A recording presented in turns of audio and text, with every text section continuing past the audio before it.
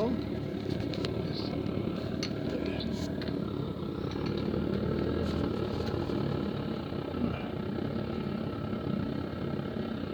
Get a load of that.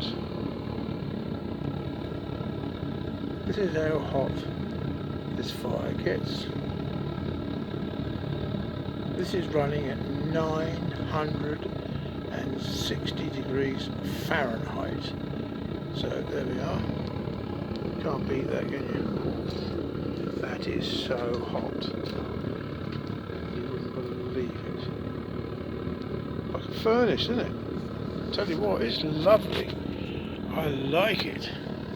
So there we are.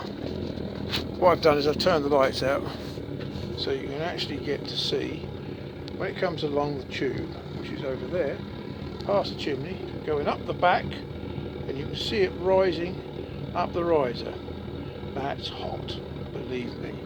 This is Dave signing off. Don't forget the bits on the bottom, thumbs up, and subscribe. We'll catch you all on the flip side. Bye-bye. Whoosh, we're gone.